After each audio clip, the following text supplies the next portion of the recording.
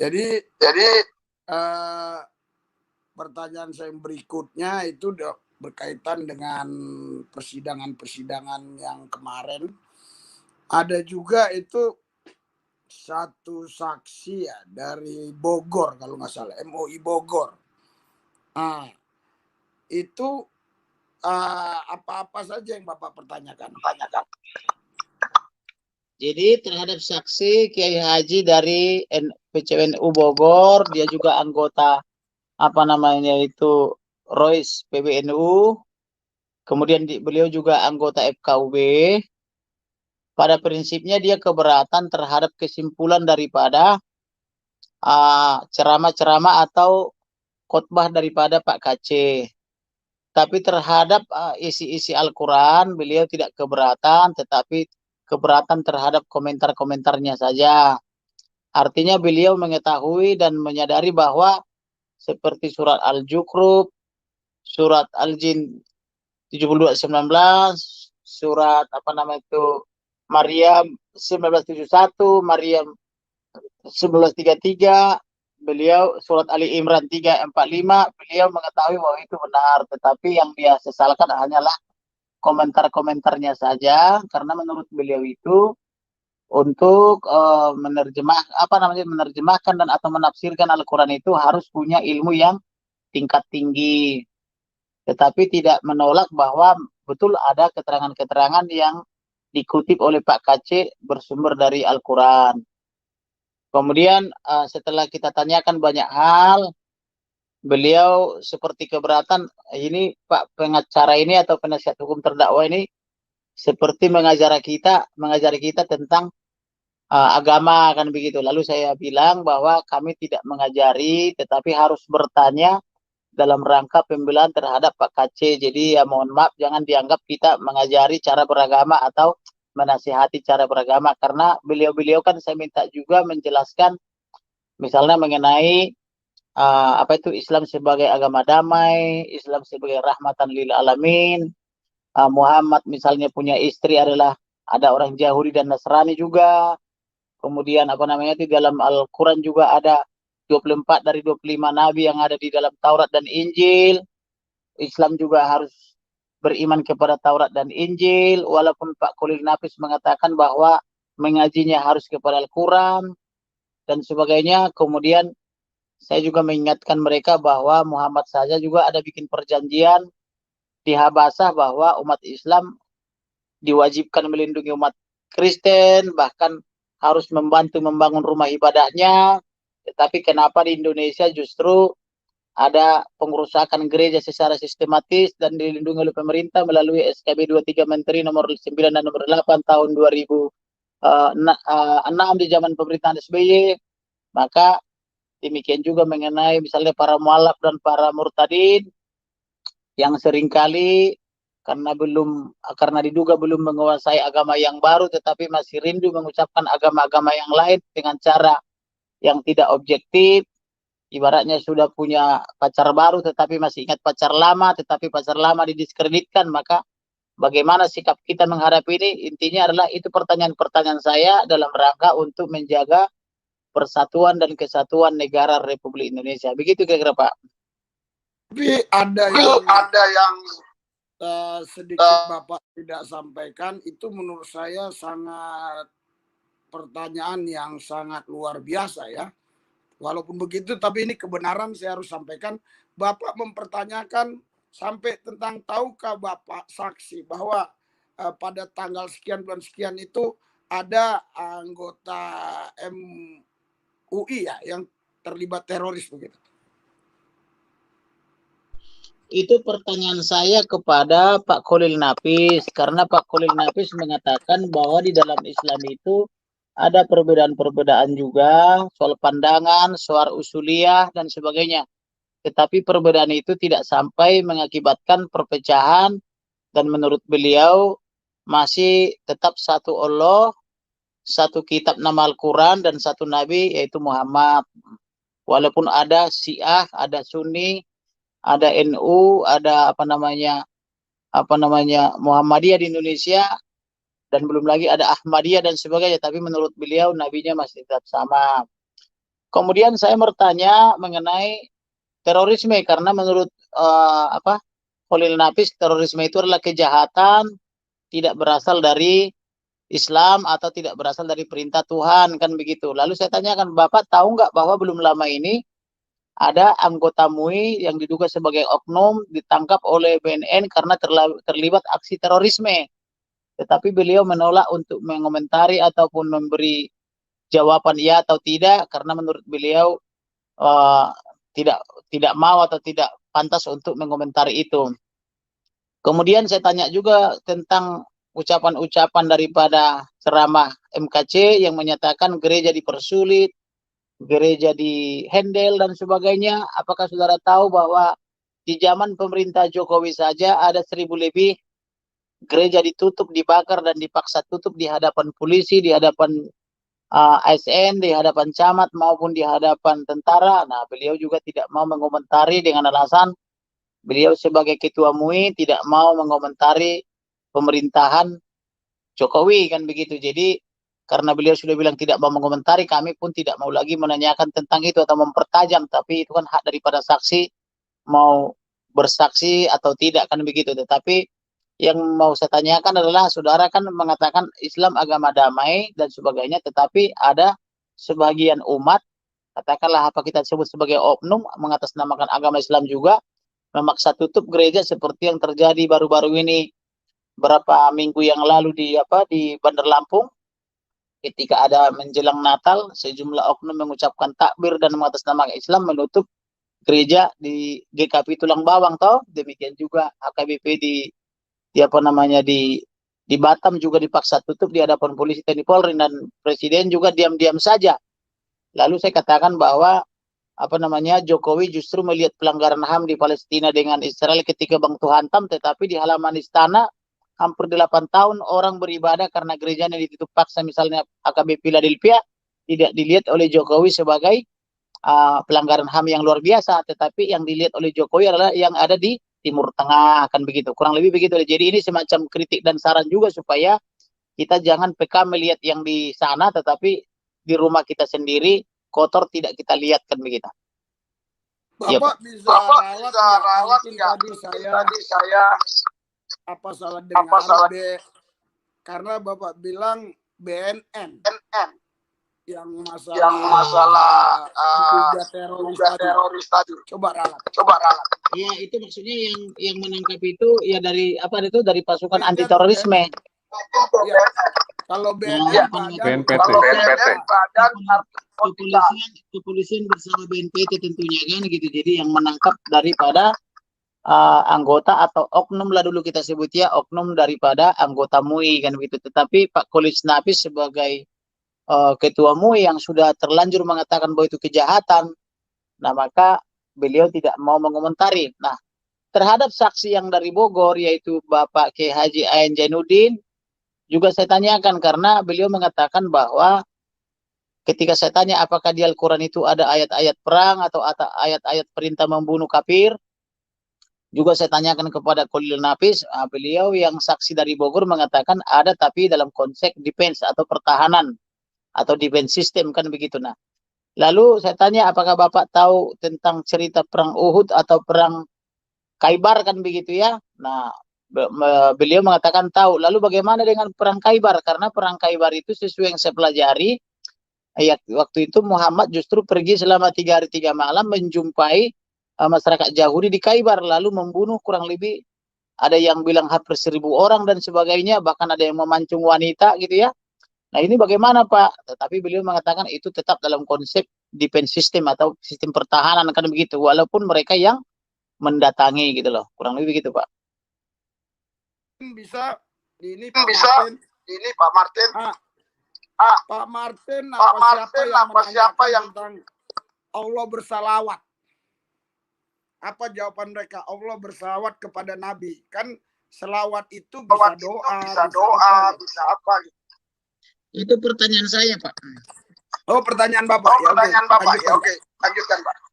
Waktu itu saya tanya, apakah saudara mengerti yang saudara ucapkan tadi tentang bersalawat, karena beliau mengatakan Allah, malaikat semua manusia berselawat untuk Muhammad. Itu akibat dari pertanyaan saya sebelumnya toh. Maka saya bertanya, apa itu artinya berselawat?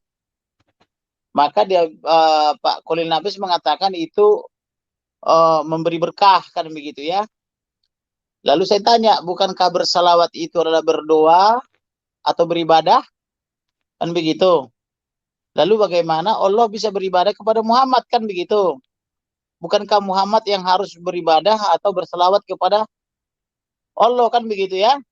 Lalu beliau mengatakan bahwa arti berselawat itu tidak hanya satu macam saja, bukan hanya beribadah dan berdoa, tetapi juga memberi berkah. Kalau malaikat yang berselawat, berarti malaikat berdoa kepada Allah. Kalau manusia yang berselawat, berarti manusia berdoa kepada Allah atau berselawat untuk nabinya Muhammad kan begitu. Tetapi kalau Allah yang berselawat, itu pengertiannya jadi lain lagi, yaitu memberi keberkahan kan begitu. Nah, itulah penjelasan beliau. Silakan Pak, lanjutkan Pak. Saya itu Pak Kolis Nafis pertama jawabnya bukan seperti tadi. Dia jawab, orang Islam udah tahu semua itu arti berselawat. Sepertinya kayak ngeles begitu. Baru Bapak tanyakan apakah selawat itu juga doa dan ini ibadah. Apa benar begitu Pak? Lalu dibilang seperti itu, dan beberapa kali juga mengatakan kepada saya, kalau mau tahu itu silakan ambil sesi khusus belajar mengaji kepada saya kan begitu. Lalu saya katakan ini bukan konteks saya mau mengaji, tetapi adalah dalam konteks saya harus bertanya untuk kepentingan klien kan begitu. Termasuk juga ketika saya tanya apakah apa yang menjadi syarat untuk masuk Islam kan begitu. Beliau tersenyum dan mengatakan untuk syarat masuk Islam adalah harus mengucapkan 2 kalimat syahadat kan begitu ya. Lalu saya tanya lagi, apakah Muhammad itu Islam atau bukan kan begitu, karena pemahaman saya Muhammad itu kan dia menjadi nabi kan karena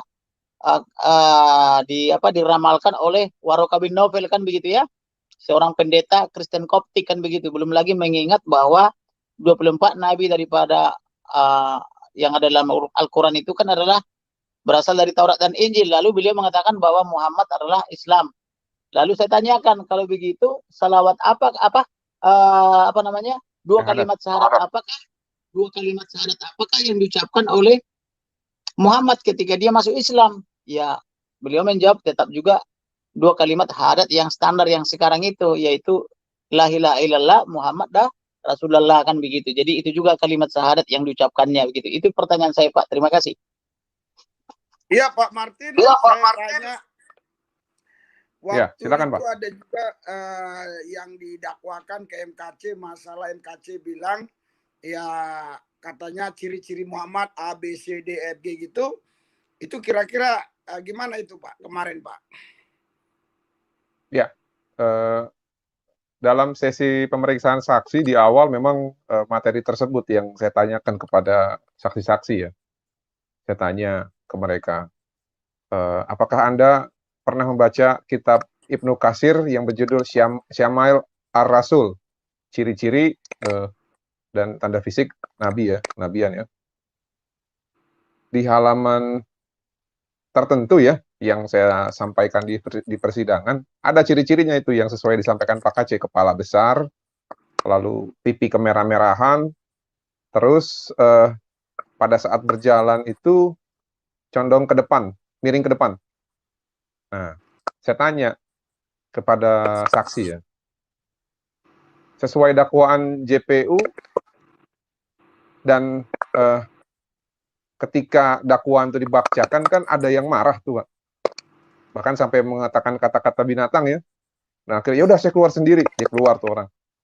Nah, yang saya tanyakan kepada para saksi adalah, apakah jika yang disampaikan dalam dakwaan itu oleh terdakwa atau klien kami, ada referensinya dari buku yang memang kredibel ya, apakah itu bisa menyakiti perasaan kalian ataupun dianggap penistaan atau penodaan? Lalu dijawab oleh saksi ya, cara menyimpulkannya yang tidak benar gitu loh. Cara menyimpulkan dan cara penyampaian yang tidak benar. Nah, Namun kembali lagi saya memiliki keterbatasan untuk mencerna apa yang dimaksud oleh saksi karena saksi tidak menjelaskan secara detail ya. Karena kan kalau masalah soal perasaan itu subjektif. Nah, yang jadi tolak ukur di sini kan adalah dalil ya, referensi. Seharusnya kalau ada dalil dan referensi dan yang menyampaikan dalam dalil dan referensi itu juga adalah orang yang tersyahor ya, di dalam agama tersebut. Siapa yang nggak kenal Ibnu Katsir, Pak? Ibnu Katsir itu orang besar lah di agama Islam ya. Ya. Seharusnya permasalahan itu selesai. Nah, namun saya sampai saat ini masih belum paham ya apa yang dimaksud dengan cara penyampaian dan menyimpulkan di dalam yang disampaikan oleh Pak KC di dalam dakwaan, khususnya mengenai ciri-ciri dari Nabi Muhammad. Itu mungkin, Pak. Oh, tapi Saya mereka tambahkan, Pak. pernah baca ayat itu yang di Ibnu Katsir tadi. Sudah, Pak. Sudah saya bacakan. Saya perlihatkan langsung, dipoto juga oleh JPU. Nanti kami akan jadikan ajukan sebagai alat bukti juga. Coba tolong kasih linknya ke Ya. para pemirsa. Saya tunjukkan dulu, Pak. Oke. Pak Rizuli, Oh ya. kelihatan nggak? Iya, kelihatan. Iya, kelihatan. Ya. Ini bukunya namanya Sama'il Ar-Rasul, yaitu tentang ciri-ciri, karakter, dan tanda kenabian, keistimewaan, dan mujizat Rasulullah. Tahu ya? Ya. Lihat ya. Oke. Kemudian Jadi- di sini mulai dari halaman 51 sampai halaman 85. Ini dibahas secara khusus ciri-cirinya. Misalnya Rasul itu besar kepalanya, besar kedua matanya, lebat bulu alis matanya, merah matanya, jenggotnya lebat, kulitnya putih bercahaya, kedua telapak dan tangan dan kedua telapak kakinya tebal, apabila berjalan condong ke depan seakan-akan berjalan di ketinggian, apabila menoleh, beliau menoleh dengan seluruh badannya, dan seterusnya. Inilah yang dibacakan oleh MKC, lalu mereka marah. Bahkan ketika dibacakan ini di dalam persidangan, baik oleh video maupun oleh Martin, itu di belakang itu selalu ada yang marah. Misalnya anjing katanya, mohon maaf ya, kemudian takbir katanya, dan seterusnya. Jadi selalu marah apabila ini dibacakan. Nah, maka saya katakan kepada ketiga orang kiai, yaitu Kiai Haji Khalil Nafis selaku ketua MUI Pusat, Kiai Haji Otong selaku ketua MUI Pangandaran, demikian juga Kiai Haji Ain Jainuddin sebagai Rois PWNU dari Bogor. Kalau ini buku misalnya buku terlarang, kenapa bisa ada di perpustakaan Indonesia atau di perpustakaan resmi? Kenapa diperjualbelikan dan kenapa dilindungi oleh undang-undang Indonesia? Karena ini ada registrasinya, kan begitu. Jadi akhirnya mereka penasaran, dan ketiga orang Bapak Kiai itu maju ke depan hakim ketika kita perlihatkan sebagai bukti. Lalu mereka juga saking penasarannya sampai memotret untuk mencari atau membeli buku ini. Jadi maka dari situ kita katakan kalau misalnya belum membaca ya jangan marah-marah dong. Artinya lebih bagus kalau istilah teman-teman kita dari Timur Tengah, tabayun dulu. Apakah ada dasar hukum bagi Pak KC mengatakan itu? Boleh-boleh saja mengatakan Pak MKC pendidikannya memang rendah, dia hanya lulusan SD, kemudian lanjut ke pesantren, tapi kita tidak boleh pungkiri dia lama di Timur Tengah, baik istrinya maupun dianya, artinya dia pasti berbahasa Arab gitu loh. Jadi seharusnya mereka jangan marah-marah dulu, apalagi sampai memanggil-manggil anjing di dalam persidangan. Lebih bagus bertanya apakah ada referensinya, dan referensinya ini udah saya tandai nih. Artinya kemarin bersama tim saya bahwa memang ada buku ini dibahas dari halaman 51 sampai halaman 85, berarti kurang lebih 36 halaman, kan begitu pembahasannya. Terima kasih Pak Rizuli. Seingat saya itu di Arab, kata Pak Khalil Nafis, itu orang Kristen juga bilang Assalamualaikum. Terus apa masalahnya dengan Alhamdulillah Yesus? Karena di sana juga alhamdulillah gitu loh. Orang Kristen juga mengucapkan Assalamualaikum di sana, kata Pak Khalil Nafis. Jadi keberatannya di mana Alhamdulillah Yesus dan yang lainnya tadi itu? Keberatannya di mana, Pak? Saya tanyakan kenapa keberatan tentang Bismi Yesus, Alhamdulillah Yesus, termasuk juga mengenai warahmatu Yesus. Karena teman-teman dari masyarakat Islam ini selalu mengklaim bahwa itu adalah basmalah atau termasuk salam juga hanya untuk kalangan muslim. Maka karena mereka memahami itu adalah basmalah, yaitu Bismillahirrahmanirrahim, atau dirubah menjadi Bismi Yesus oleh MKC, kemudian Assalamualaikum warahmatullahi wabarakatuh oleh MKC dibuat menjadi Assalamualaikum warahmatullahi Yesus wabarakatuh. Maka saya tanyakan bagaimana dengan saudara yang sudah bepergian ke berbagai negara, karena Holis Nafis kan mengklaim dia sudah ke Arab, ke Asia, ke Malaysia, ke Eropa dan Amerika, kan begitu. Salam apakah yang diucapkan oleh orang-orang Kristen Koptik di Mesir, termasuk orang-orang Kristen di Arab? Beliau mengatakan mereka juga mengucapkan Assalamualaikum juga, tetapi dia bilang tidak sampai dengan warahmatullahi wabarakatuh, kan begitu menurut penjelasan beliau. Lalu saya tanyakan bagaimana dengan Kristen Koptik, karena Kristen Koptik ini setahu saya dia juga mengaji seperti orang Islam, apalagi orang Yahudi juga mengaji misalnya seperti orang Islam juga, ya seperti yang dilakukan Islam. Misalnya seperti ketika membaca ulangan 6:4 misalnya, Sema Israel Adonai Ehad, itu kan, dengarlah Israel Tuhan kita itu satu, atau Tuhan kita itu Esa, kan begitu ya. Itu kan tauhidnya Israel yang juga dibacakan oleh orang Islam, kan begitu. Ini bagaimana Pak gitu? Jadi beliau mengatakan belum pernah ketemu Kristen Koptik di Mesir. Jadi ya beliau belum punya pengetahuan. Lalu saya tanyakan juga begini, saudara tahu nggak apa agama daripada Muhammad Kece ketika mengucapkan itu? Apakah dia sebagai Islam? Apakah sebagai sudah Nasrani? Karena mengingat dia sudah dibaptis tahun 2014 di GBI, walaupun GBI tidak mengakui dalam tanda petik, atau oknum-oknum pendeta GBI tidak mengakui, kan begitu. Maka dia bilang tidak tahu. Saudara tahu nggak bahwa umat Nasrani mengkualifikasi Yesus itu adalah Tuhan, sesuai Yohanes 10:30 mengatakan aku dan Bapa adalah satu, atau sesuai Yohanes 1:1 mengatakan pada mulanya adalah firman, firman menjadi manusia, dan firman itu adalah Elohim. Saya kebetulan tidak menyebut Allah tapi Elohim. Jadi artinya Yesus itu adalah Elohim atau Tuhan, kan begitu. Tuhan itu adalah Yesus, kan begitu. Saudara tahu nggak? Sehingga kalau misalnya ilahi atau Allah dalam apa namanya itu basmalah itu adalah sama dengan Yesus kalau di Kristen adalah Tuhan juga. Demikian juga misalnya salam yang mengatakan warahmatullahi oleh MKC disebut warahmatullahi Yesus, itu kan hanya kreativitas dia saja, walaupun tidak biasa disebut bukan berarti kejahatan, kan begitu. Maka Pak Khalil Nafis menjawab bahwa dia tidak pada posisi untuk mengomentari itu, kan begitu, tidak pada tepatnya, kan begitu. Jadi artinya no comment, kan begitu. Cuma dia bilang itu tidak biasanya, kan begitu. Jadi ini yang nonton kita 1000-an lebih ya, 1300 berapa begitu.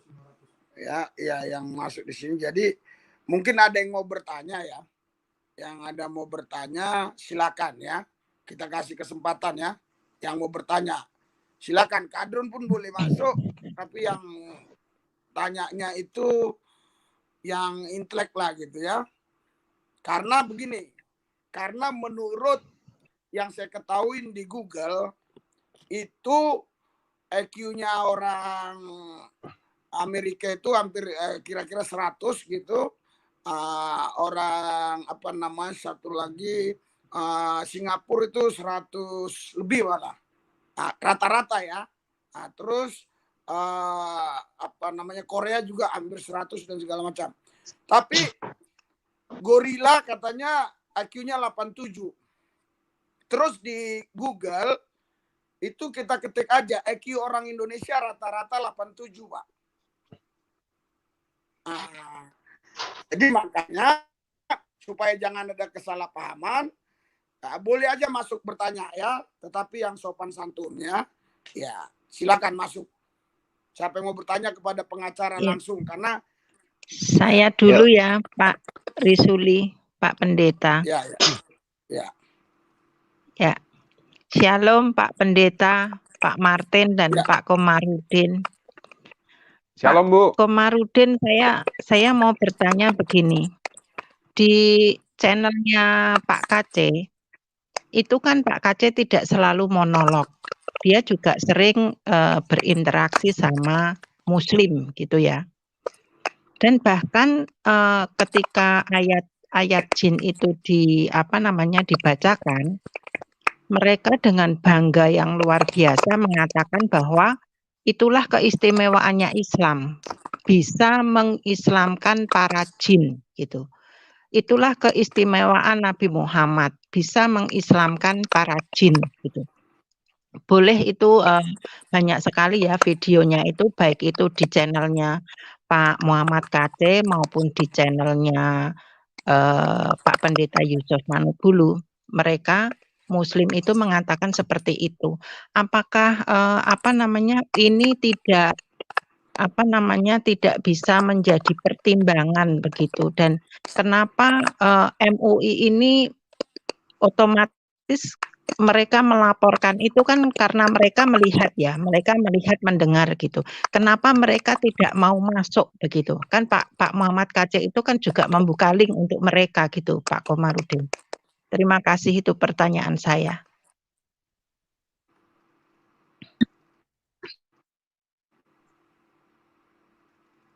Halo, Ibu siapa tadi, mohon maaf?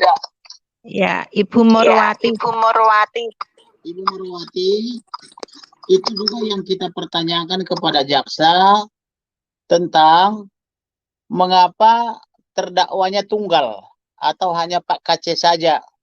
Seharusnya karena di situ ada monolog, ada dialog, ada kolaborasi dan ada debaters, maka yang menjadi tersangka itu harus lebih dari satu, baik yang dari Muslim maupun Kristen, termasuk juga yang membangun YouTube buat Pak KC, karena Pak KC itu sesuai pengamatan saya dia tidak punya kemampuan itu membangun jaringan YouTube. Itu yang pertama. Yang kedua, Pak KC itu ada yang mendorong dan atau memprovokasi untuk bersaksi-saksi di berbagai gereja mengucapkan itu secara berulang-ulang sehingga ada sensasinya. Kalau istilah kata orang Medan, sorkali kan gitu. Yang berikutnya, ada juga link dengan YouTube yang lain atau YouTubers lain. Misalnya dengan, tidak usah saya sebutkan di sini ya, tapi kita rata-rata sudah memahami itu. Jadi ada di situ dialog. Nah, inilah kesalahan penyidik dan jaksa karena mereka membuat tersangka tunggal, yaitu hanya Pak KC, padahal faktanya tidak demikian. Kemudian mengenai jin-jin, memang pemahaman Nasrani dengan umat Islam soal jin ini berbeda. Kalau kita membaca kitab Habakuk, yaitu perjanjian lama maupun di perjanjian baru juga ada, jin itu sama dengan iblis, sama dengan setan. Artinya itu adalah bagian daripada sepertiga malaikat yang dipimpin oleh Lucifer, termasuk legion, adalah malaikat yang sudah dikutuk, terbuang dari surga karena pemberontakan, karena ketidaktaatan kepada Tuhan. Tetapi bagi saudara-saudara kita umat Islam, ada juga pemahaman bahwa jin bertobat setelah mendengarkan lantunan atau pembacaan katakanlah Al-Quran oleh hambanya Muhammad itu. Jadi di sini perbedaan. Jin bagi Yahudi dan Nasrani berdasarkan kitab perjanjian lama itu adalah jahat. Itu adalah roh-roh atau demons kan begitu ya, atau devil kan begitu. Tetapi bagi saudara-saudara kita sekitar 600 tahun kemudian pasca Yesus naik ke surga, itu dipahami sebagai sebagian bertobat, sebagian tetap jahat kan begitu. Nah, kemudian itu juga kita pertanyakan kepada ketiga orang kiai.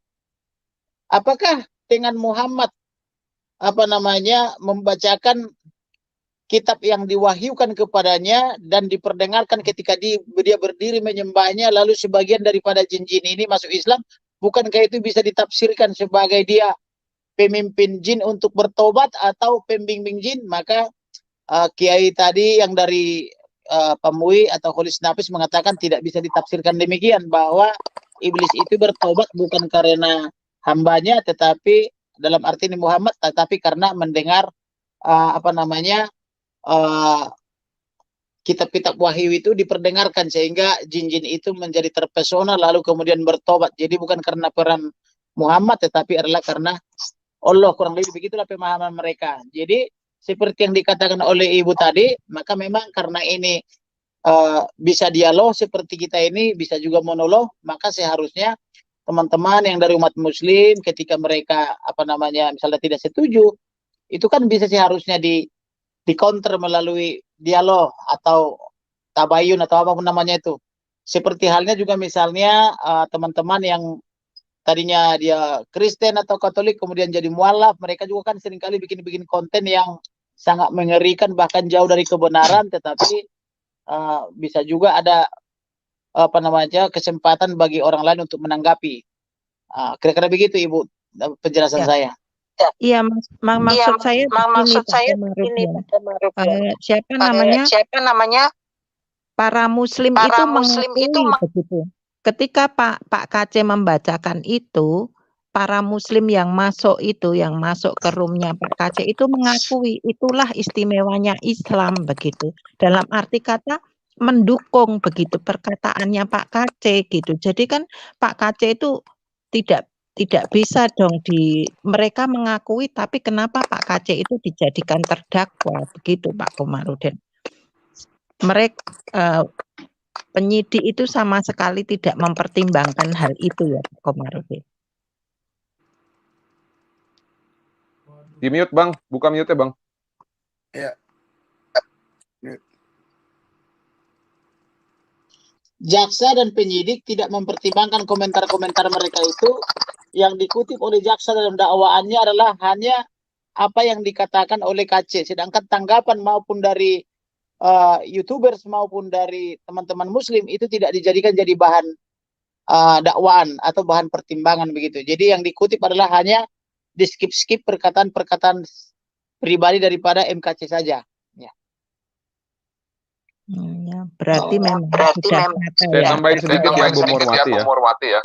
Ya Ibu, maaf lain kebagian. Silakan masuk. Ke pengacara langsung ya. Ya, jadi gini, tadi yang disampaikan oleh Bu Murwati ya, apakah tidak dijadikan pertimbangan terhadap pengakuan dari orang per orang terhadap yang disampaikan oleh debaters ya, dalam hal ini khususnya Pak KC. Jadi memang yang paling ditakutin itu Bu, ketika adanya dialog ataupun diskusi agama itu bukan yang pendebat ataupun terdebatnya, atau mungkin simpatisan yang ada di lingkaran, bukan Bu, orang yang di belakang ini Bu yang ngeri Bu. Yang nonton tapi dari kejauhan. Nah, sialnya memang di dalam sistem hukum kita ya tidak ada kewajiban gitu loh untuk mempertimbangkan dua perasaan orang gitu loh. Jadi ya inilah hukum Indonesia Bu. Ya oke, Ibu Murwati, ini ada lagi yang mau masuk, silakan langsung tanya ke pengacara. Ya.